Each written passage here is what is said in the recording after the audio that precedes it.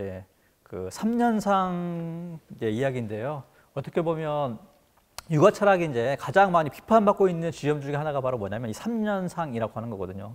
어떻게 보면 이제 이 부모에 대한 어떤 지극한 효의 어떤 극치로서 3년상을 이야기하고 있지만 3년 동안 상을 치르고 있다라고 하는 것, 심효사를 한다라고 하는 것이 어떻게 보면 어마어마하게 이제 그 힘든 일이겠죠. 이제 뭐 심지어는 3년상 그 심효살이 하다가 죽는 사람도 있었습니다. 하여튼 그만큼 어떻게 힘든 일인데 이제 공자는 그럼에도 불구하고 3년상을 지독하게 계속 해야 된다라고 주장을 해요. 왜 공자는 3년상을 주장할까?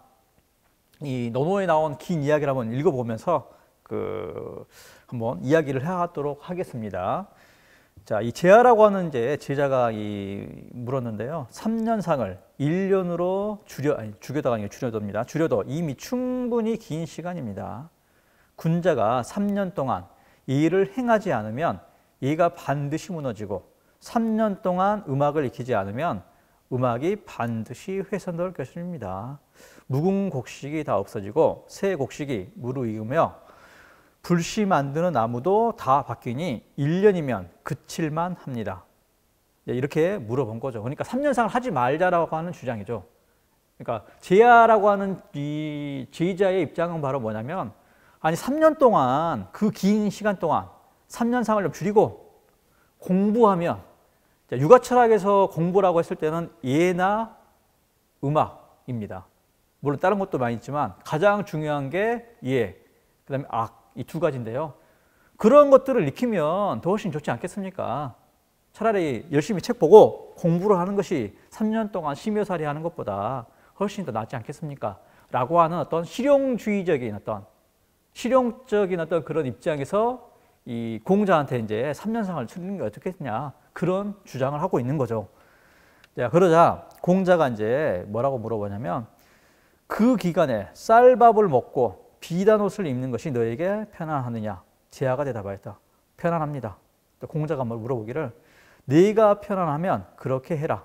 되죠? 군자가 상에 임하는 동안에는 맛있는 것을 먹어도 입맛이 없으며 음악을 들어도 즐겁지 아니하며 거처하는 것 그 자체가 편안치 아니한 법이다. 그러므로 그리하는 것인데 지금 내가 편안하다고 하니 그렇게 하거라. 제하가 밖으로 나가자 공자가 말했다. 제하는 참으로 불인하구나. 자식이 태어나서 3년이 지난 후에야 겨우 부모의 품을 벗어나게 된다.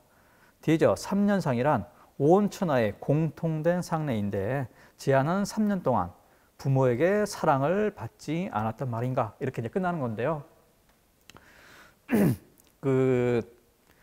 공자는 이제 이 군자가 3년상을 임하는 이유가 바로 뭐냐면 단순하게 3년 기간을 채우기 위한 것이 아니라 3년 동안 이 부모의 상을 치를 때 동안 그 3년 정도는 아무리 맛있는 것을 먹어도 아무리 좋은 걸 입어도 이게 그걸 느낄 수 없다라고 하는 거죠.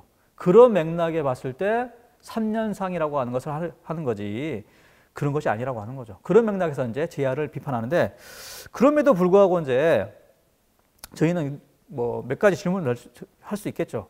왜 유학은 부모 죽음에 대한 어떤 상을 그렇게 중시할까? 라고 하는 물음이죠. 그것도 3년이라고 하는, 인간이 예를 들어서 뭐 한 60년 산다, 과거에는 60년도 못 살았지만 한 60년이라 치면 60년 중에 3년이라고 하는 시간은 어마어마한 시간이잖아요. 그럼에도 불구하고 왜 공자라고 하는 사람은 3년상을 계속 그렇게 강조하고 있을까라고 했을 때 제가 보기에는 첫 번째는 뭐냐? 자기 자신의 존재론적 근거라고 하는 거죠. 자, 뭐냐면 인간이라는 존재는 누구나가 다 태어나게 되잖아요. 태어났을 때 부모라고 하는 존재가 있고 그런 부모라는 존재로부터 내가 생물학적인 어떤 몸이라고 하는 거 이런 것을 물려받았다라고 하는 거죠.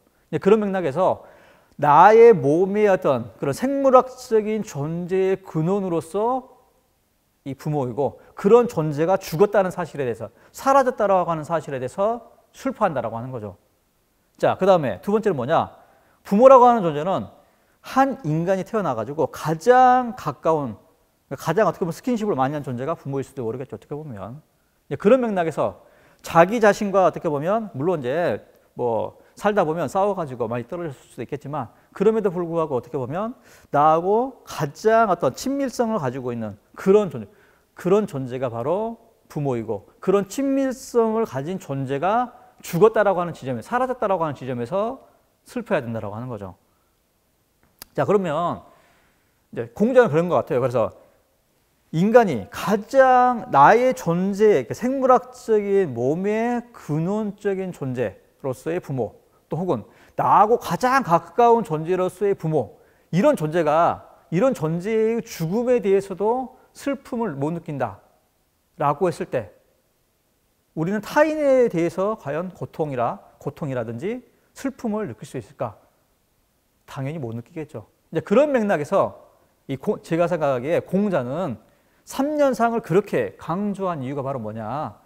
도덕적인 근거, 그러니까 내가 타인을 사랑에 대한 근거가 뭘까라고 했을 때 바로 그런 근거를 마련하기 위해서 3년상이라고 하는 거, 그것을 강조하지 않았을까라고 이제 생각하는 거고요. 오늘날 말로 바꾼 바로 뭐냐면 이 도덕적인 공감 능력하고 연관되어 있다고 하는 거죠.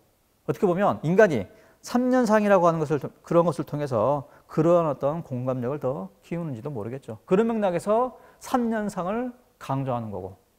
그러니까 우리가 가장 가까운 존재로부터, 존재에 대한 어떤 사랑으로부터 더 확장해 나아갈 수 있다고 하는 거죠. 타인의 고통에 대해서 눈여겨볼 수 있는. 자, 이거를 발전시킨 사람이 바로 누구냐? 맹자라고 하는 사람입니다. 그래서 여러분 대한민국에 살고 계신 분이라면 누구나 이 맹자의 측은지심이라고 하는 거, 이런 것들을 한 번쯤은 들어보셨을 거예요. 그래서 맹자의 사다 해가지고 측은지심, 수호지심, 사양지심, 시비지심이라고 하는 거, 이런 것들을 한 번쯤 들어보셨을 텐데요. 이 중에서도 이제 인하고 관련되어 있는 게 바로 뭐냐? 측은지심입니다. 측은한다라고 하는 건 뭐냐면 우리가 일상으로 측은해야 하다. 타인의 어떤 고통스러운 상황이라든지 그런 것들, 불행이라든지 이런 것들에 대해서 어떤 슬퍼하는 마음, 안타까워하는 마음, 그게 바로 뭐냐면 측은지심입니다.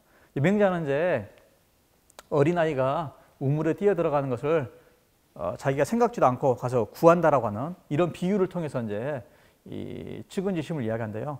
어떻게 보면 이 측은지심이라고 하는 것도 바로 이라고 하는 것이 타인의 고통에 대해서 어린아이가 우물에 떨어지면 다치거나 죽을 수도 있겠죠. 그런 고통이 나의 고통이 아님에도 불구하고 이 맹자는 느낄 수 있다라고 하는 거죠. 그리고 그것이 모든 인간에게 다 이게 선천적으로 주어져 있다라고 하는 겁니다. 자, 이것을 이제 우리는 맹자 이야기로만 알고 있겠지만 오늘날 진화 생물학자들이란지 인지과학자들도 이와 비슷한 이야기를 합니다. 진화 생물학자들은 뭐라고 이야기하냐? 인류의 역사 전개에 있어서 이미 6만 년 전에 현생 인류 DNA 안에가 이미 그러한 어떤 타인의 어떤 그런 고통에 대해서 반응하는 어떤 그러한 것들이 뿌리내리기 시작했다라고 이렇게 주장을 한다거나, 또 이 인지과학자 중에 이제 이탈리아의 이 자코모 리졸라티라고 하는 어떤 유명한 인지과학자가 있는데요. 이 사람이 주장한 게 바로 뭐냐? 거울 뉴런이라고 하는 겁니다. 이 거울 뉴런이라고 하는 게 뭐냐면 이 사람이 이제 뇌파 실험을 하다가 이제 알게 되는데 원숭이 뇌파 실험을 하게 돼요. 그래서 이제 이쪽에 있는 원숭이, 이쪽에 있는 원숭이 하고 있었는데 이쪽에 있는 원숭이 이제 뇌파 실험을 하고 있고 저쪽에 있는 이제 이 B라고 하는 원숭이 뇌파 실험을 하고 있었는데 이 B라고 하는 원숭이는 어떤 실험을 하고 있었냐? 손에 땅콩을 쥐었을 때 뇌 부위 중에 어느 부위가 활성화되는가, 그런 것들을 이제 하고 있었어요. 근데 참 재밌는 사실은 뭐냐면 이 A라고 하는 원숭이는 옆에서 그걸 지켜보고 있었어요. 근데 땅콩을 쥐고 있지도 않은데도 불구하고 똑같은 뇌가 활성화되고 있는 거예요.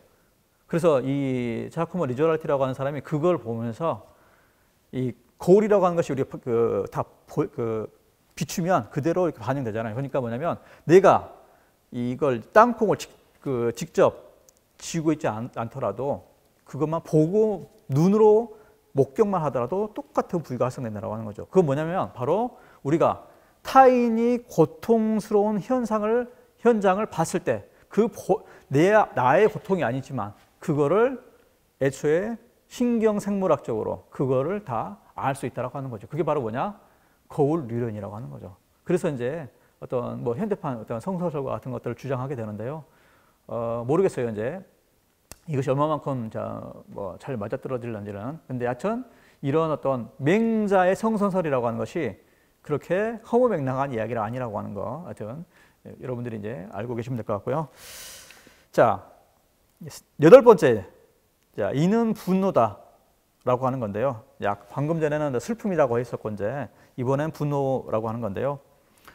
자, 일단 뭐 인자의 분노 이렇게 제가 해놨는데요. 네, 논어에 나와 있는 구절을 보면서 이야기하도록 합시다. 공자가 말하기를 오직 인한 자만이 사람을 좋아하고 싫어할 수 있다. 자, 호오라고 하는 거. 호는 좋아하는 거고 오는 싫어하는 거겠죠. 누군가를 좋아하고 누군가를 싫어한다라고 하는 거. 그러니까 이 감정론적으로 봤을 때는 호와 오라고 하는 거는 가장 원초적인 어떤 두 가지 감정 양태라고 보시면 됩니다. 그래서 호는 좋아하게 되면 우리가 어때요? 누군가를 사랑하게 되겠죠. 기뻐하게 된다거나. 자, 싫어하게 되면 어때요? 슬퍼하거나 분노하게 되겠죠. 그 중에서도 이제 이 분노라고 하는 거, 그러니까 분노라고 하는 것이 또 제가 여기 적어 놓은 것처럼 두 가지 층위가 있어요. 충동적 분노하고 도덕적 분노가 있습니다. 충동적 분노라고 하는 게 뭐냐면, 자, 우리를 어떨 때 분노를 느껴요? 어떤 사람이 나를 욕하거나 하면, 또 혹은 내가 경제적으로 손실을 봤다. 그랬을 때 분노가 일어나잖아요. 그처럼 이 충동적 분노라고 하는 건 뭐냐면 단순 반응적인 어떤 그런 감정이라고 하는 거예요. 그러니까 분노도 감정이라고 하는 것도 층위가 있다라고 하는 겁니다. 그러니까 이 사랑에도 층위가 있겠지만, 좋아한다라고 하는 것도 층위가 있겠지만, 직물적인 측면에서 좋아함이 있고 도덕적인 사랑이 있을 수 있고, 하여튼 여러 가지 스펙트럼이 있듯이 이 분노라고 하는 것도 이제 이 층위가 있는데, 도덕적 분노는 충동적 분노하고 다르다라고 하는 거예요. 그래서 뭐냐면 인한 사람의 분노라고 하는 게 바로 뭐냐면 부정의한 사태에 대해서 분노라고 하는 거죠.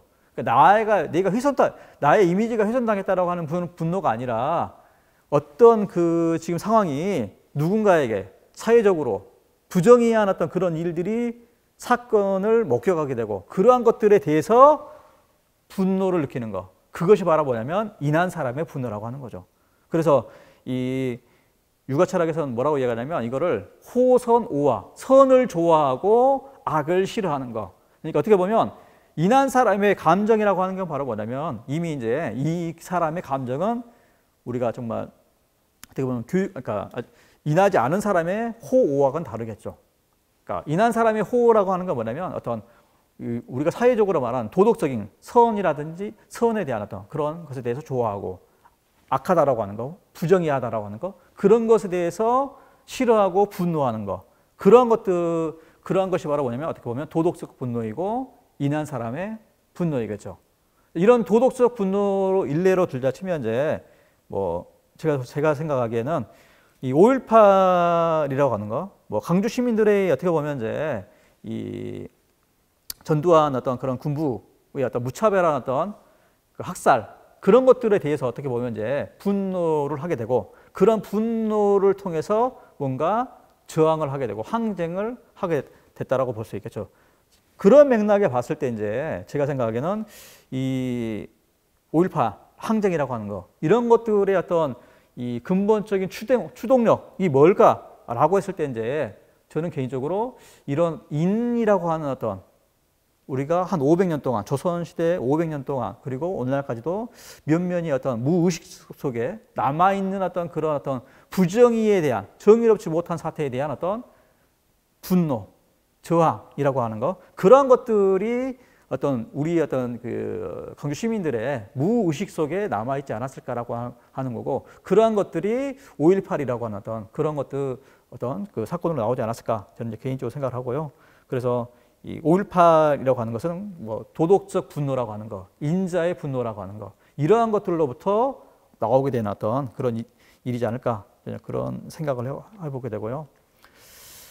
이제 아홉 번째는 이제 인이라고 하는 것은 이제 이전까지는 이제 계속 어떤 감정론적으로 이제 인을 해석했는데요. 이번에는 이제 인이라고 하는 것이 보편적 문화 가치라고 하는 겁니다. 일단 논어에 나와 있는 구절을 한번 읽어보면서 이야기하도록 합시다. 이 번지라고 하는 이제 또 지혜자가 물어봐요. 인에 대해서. 그러니까 공자가 뭐라고 답하냐면 평소 생활할 때 공손하게 하고 일을 처리할 때 공경하는 마음으로 하고 사람들과 함께 할 때는 충심을 다하라. 이것은 비록 오랑캐의 나라에 가더라도 버릴 수 없는 것이다. 이렇게 주장을 하게 되거든요. 자, 여기서 오랑캐 나라라고 하면 이제 뭐 변방의 국가고, 그 다음에 이 사람들이 생각하기에는 아마 이제 공자가 생각하기에는 자기들이 살았던 그 지역은 문화가 있는 지역이고, 이 오랑캐라고 하는 지역들은 그런 문화가 없는 그런 어떤 지역이라고 이제 규정을 한 거겠죠. 그런데 그런 데를 가니까 어떻게 보면 어느 곳을 가든 간에 중요한 게 바로 뭐냐? 인이라고 하는 거죠. 그럼 인이라고 하는 것이 그러면 어떤 것과 연관되어 있냐? 바로 세 가지 태도하고 연관되어 있다고 하는 거죠. 공손한다라고 하는 거, 그 다음에 공경한다라고 하는 거, 그 다음에 충이라고 하는 거. 이 세 가지가 이제 연관되어 있다고 하는 거고, 어떻게 보면 우리가 살고 있는 시대는 다문화 시대잖아요. 다양한 문화가 지금 교류하고 있는 그런 시대고, 그런 맥락에 봤을 때 이제 우리가 상대적인 문화 상대적인 어떤 그런 것들 가치에 대해서 이제 좀 인정을 해줘야 되는 것 같고, 그런 맥락에 봤을 때 이런 세 가지 태도들, 이런 것들이 어떻게 보면 이 인한 자세이고, 이러한 인한 자세가 바로 어떻게 보면 다문화 시대에 필요한 어떤 인의 가치이지 않을까라고 하는 측면에서 저는 이제 이 보편적 문화 가치라고 이제 규정을 하고 싶은데요. 이 공이라고 하는 것은 공손한 태도겠죠. 어떻게 보면 정중하게 잘 대하는 거겠죠. 항상 평소 생활이라 하는 건 뭐냐면 이 일상적인 삶 자체를 항상 공손하게 하라라고 하는 거죠. 사람들을 대할 때 우리가 정중하게 하는 거 중요하잖아요. 자, 그 다음에 일을 처리할 때 그 하는 일을 정말 뭔가 공경하는 마음으로 해야 된다라고 하는 거죠. 그 다음에 사람들을 대할 때 충한다라고 하는 거. 충이라고 하는 것이 이제 오늘날 잘못 와전돼 가지고 이제 마치 국가에 대한 충성 뭐 그런 것들로만 이게 와전되어 있는데요. 사실 실제 이 공자가 말하고 있는 이 충이라고 하는 건 바로 뭐냐면 자기 자신의 마음을 다하는 것이 그냥 충입니다. 그냥. 그러니까 옆에 있는 사람을 진실하게 대하는 거. 그러니까 국가에 충성하는 것이 충이 아니라 옆에 있는 어떤 누군가에게 사람들에게 마음을 다하는 거, 진심을 다하는 거, 그것이 바로 충입니다. 이제 여하튼 이렇듯 인이라고 하는 것이 이제 이러한 어떤 세 가지 어떤 태도들, 이러한 것들이 어떤 전혀 다른 나하고 다른 어떤 사람하고 만날 때도 어떻게 보면 이런 세 가지 자세만 있으면 충분히 소통할 수 있지 않을까라고 이제 아마 공자는 생각이지 않았을까 그렇게 생각을 하고요. 자, 10번째는 이제 인의 공동체입니다. 자, 또 이 문제는 아마 그런 것 같아요. 인간이 과연 어떤 곳에 살아야 될 것인가? 공자는 아마 그런 것 같아요. 인한 곳에 살아야 된다. 이렇게 이야기를 하고 있습니다. 또 논어에 나와 있는 구절을 한번 보면서 또 이야기하도록 합시다. 이 공자가 말했다. 마을의 풍속이 인한 것을 아름다움으로 여긴다. 선택하여 인한 곳에 살지 않는다면 어찌 지혜롭다고 하겠는가? 자, 이 살기 좋은 곳이라고 하는 게 바로 뭐냐면 자, 오늘날 우리는 살기 좋은 곳 하면 어때요? 뭐 새 집, 새 아파트, 뭐 이런 것만, 혹은 뭐 학군 좋은데 이런 것만 생각할지도 모릅니다. 한데 공자는 그런 것하고 무관하고 인한 곳, 그곳에 살고 있는 어떤 사람들의 어떤 그 전반적인 분위기가 뭔가 좀 서로 온정이 넘치는 그런 인한 동네가 바로 뭐냐면 인간이 살아야 될 곳이라고 하는 거죠. 자, 여기에서는 또 어떻게 보면 이 아름다움에 대해서 뭐 이야기하고 있는데, 이 아름다움이라고 하는 것이 이제 동양에서는 인입니다. 인, 결국에. 그러니까 그래서 동양 철학적인 맥락에서 아름다움이 바로 뭐냐? 아름다움은 미적인 것하고 어떤 도덕적인 것, 이런 것들을 다 포괄한 것으로서의 어떻게 보면 이 아름다움이겠죠. 그것이 바로 인이고, 그러니까 인이라고 하는 것도 어떻게 보면 이제 미적인이고 도덕적인 어떤 이런 것들을 다 포함하고 있는 어떤 그런 내용이라고 이제 그 생각을 하시면 될 것 같아요. 그래서 인의 공동체를 이 육아 철학에서 뭐라고 규정하냐? 우리가 뭐 대동사회 이런 거 많이 주장하잖아요. 근데 이게 얘기 예운편에 나와 있는 말입니다. 대동이란 말 자체가. 그래서 대동사회는 어떤 사회냐?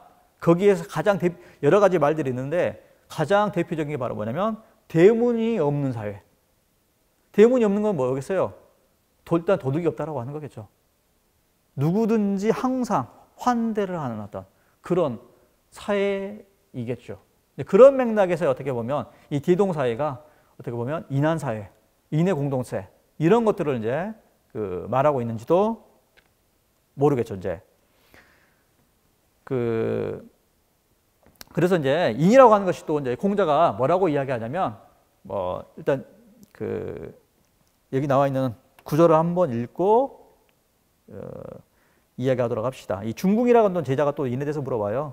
공자가 뭐라고 대답하냐면 문을 나가서는 큰 손님을 만난 듯이 하고 백성에게 일을 시킬 때에는 큰 제사를 받들듯이 하며 자기가 싫어하는 것을 남에게 시키지 않아야 한다. 그렇게 하면 나라에 있어서도 원망이 없고 집에 있어서도 원망이 없다. 이렇게 이야기하는데요. 여기서 이제 두 가지 것들을 좀 눈여겨볼 필요가 있을 것 같아요. 첫 번째가 뭐냐면 손님이라고 하는 거. 자, 문 밖에 나가서 우리가 누군가를 대할 때 마치 손님을 대해야 돼. 자, 손님이라고 하는 거 어때요? 우리가. 자, 여러분들 집에 손님이 오면 어떻게 대하죠? 정중하게 대하겠죠. 그래서 여러분들이 그러니까 문 밖을 나간다라고 하는 거 어떻게 보면 사회에서 누군가를 만나는 거겠죠. 집 밖에서. 그러면 집 밖, 사회에서 그 어떤 사람을 만나더라도 항상 나에게 귀중한 손님처럼 정중하게 대하라라고 하는 거죠. 이것이 바로 어떻게 보면 인한 태도이겠죠. 자, 그 다음에 이거는 이제 그 백성에게 일을 시킨다라고 하는 어떻게 보면 이제 어떤 공적인 일을 집행하는 거겠죠. 일을 하는 어떤 그런 거라고 생각하시면 되는데, 자, 그런 일들을 제사를 하듯이 하라. 이것이 어떤 의미가 있을까요? 자, 우리가 제사를 지낼 때 어때요? 평소에는 우리가 희희낙낙 거리다가도 제사를 지내러 가게 되면 뭔가 좀 신중하고 경건한 마음으로 뭔가 하게 되잖아요. 그래서 우리가 어떤 일을 하게 될 때 그런 일을 임하는 자세가 바로 그러한 어떤 경건한 마음, 그런 것을 가지고서 임해야 된다라고 하는 거죠. 그다음 세 번째 이제 뭐냐면 자기가 싫어하는 것을 남에게 시키지 않아야 된다. 이거는 사실 이제 육아 철학에서 어마어마하게 중요한 어떤 덕목 중에 하나입니다. 왜냐? 이거를 뭐라고 이야기하냐? 서라고 이야기합니다. 보통 내가 하기 싫어하는 것을 다른 사람에게 하지 않는 것, 이걸 서라고 하는데, 이 서라고 하는 거는 실제로는 인을 실천하는 방법이라고 생각하시면 돼요. 근데 이제 사랑의 방식이라고 생각하시면 됩니다. 근데 우리가 이 현대에 살고 있는 우리는 기독교적인 사랑에 대해서만 익숙할 거예요. 이웃을 사랑하라. 내 원수를 사랑하라.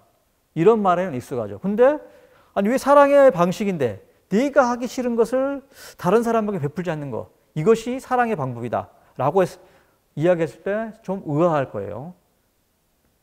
서양의 철학자들도 그랬어요. 동양 철학에서 말한 이 서라고 하는 거, 공자는 인의 실천 방법으로 가장 중요한 것을 서라고 말했는데, 아니 이 기독교적인 사유 방식에 익숙한 서양의 철학자들은 이걸 보면서 아니 왜 사랑이라고 하는 것이 내가 적극적으로 뭘 하라는 것이 아니라 부정적으로 뭘 하지 말라고 지금 이야기하고 있을까? 그런 맥락에서 이제 서양의 철학자들은 이 서라고 하는 것을 뭐라고 규정하냐? 바로 부정의 도덕률 혹은 부정의 황금률, 이렇게 주장을 합니다. 자, 그러면 기독교적인 어떤 뭔가 적극적으로 뭔가 하는 사랑하고 이 공자가 말하는 이 서라고 하는 거, 이 사랑은 어떻게 다를까요, 대체? 자, 여러분들이 이제 어떤 사람이 여러분들에게 사랑을 베푼다고 막 계속 나는 싫은데 계속 이렇게 뭔가를 해주면 어때요? 부담스럽겠죠. 그러니까 어떻게 보면 이 사랑이라고 하는 것이 베푼다라고 하는 사랑이라고 하는 것이 이제 긍정적인 지점도 있지만 이것이 어떤 위험이 있냐. 그거를 받는 입장에서는 폭력이 될 수도 있다고 하는 거죠. 어떻게 보면. 자, 부모님들이 자식을 엄청 사랑하잖아요. 근데 그 사랑이 어때요? 자식에게는 부담이 되고 폭력이 될 수도 있겠죠. 어떻게 보면. 그렇다라고 하는 겁니다. 자, 반대로 공자가 말하는 어떤 사랑이라고 하는 거, 이 서라고 하는 거, 내가 하기 싫은 것을 다른 사람에 베풀지 않는다라고 하는 거. 자, 왜 공자는 이렇게 말을 했을까? 자, 우리는 타인이 원하는 바를 알 수 있어요, 없어요? 알 수가 없겠죠. 왜냐? 우리는 다른 사람이 아니기 때문에 그렇겠죠. 하지만 우리가 최소한 내가 다른 사람에게 뭔가 관계성을 맺을 때 내가 하기 싫은 것을 최소한 알 수가 있잖아요.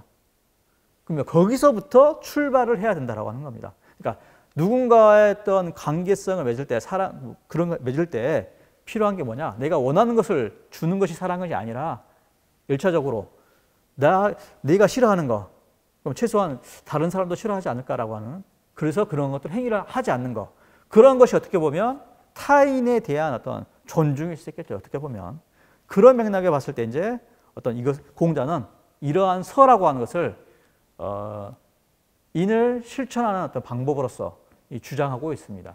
그런 맥락에 봤을 때 이제 어떻게 보면 어떤 기독교적인 사랑 그런 것하고 많이 다른 어떤 사랑이라고 이제 볼 수가 있는데요. 이런 것을 통해서 이제 어떻게 보면 인의 공동체라고 하는 거, 그런 것들을 이제 주장할 수가 있겠죠. 이제 어떻게 보면 이 5.18 마지막에 뭐 일주일간 그 기간을 이제 사람들은 뭐라고 규정하냐면 뭐 절대 공동체, 또 혹은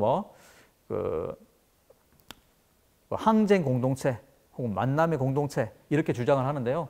저는 이제 그거를 인의 공동체라고 이렇게 규정을 하고 싶어요. 왜냐하면 이 죽음 앞에 어떤 죽음을이라고 하는 그런 것을 앞에서 자기 자신의 어떤 많이 생존해야 된다라고 하는 그런 것들을 다 내려놓은 상태에서 뭔가 불의에 대해서 저항하기 위해서 뭔가 살신성인하려고 하는 그런 정신이 있다라고 하는 측면에서 5.18 당시에 이제 있었던 일주일간의 어떤 그런 기간 동안에 있었던 그런 공동체, 광주 공동체라고 하기도 하고 절대 공동체라고도 하는 그러한 것들이 가능했던 이유가 바로 뭘까라고 했을 때는 제가 생각하기에는 제가 동양 철학적 관점에 봤을 때는 인의 공동체이지 않을까. 인이라고 하는 거, 타인에 대한 사랑이라고 하는 거.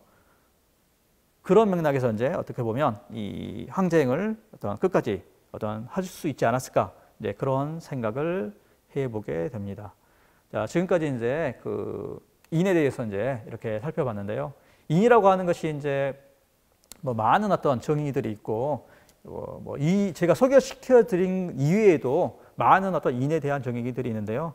제가 생각하기에는 여튼 이제 인이라고 하는 것이 사랑이고, 그러한 사랑들이 어떤 우리가 공동체를 잘 이루어갈 수 있는 그런 근본적인 어떤 덕으로서 작용할 수 있지 않을까. 그런 지점에서 이제 인과 사랑과 연대라고 하는 주제로 이렇게 이 강의를 해보았습니다. 이상으로 이제 마치도록 하겠습니다.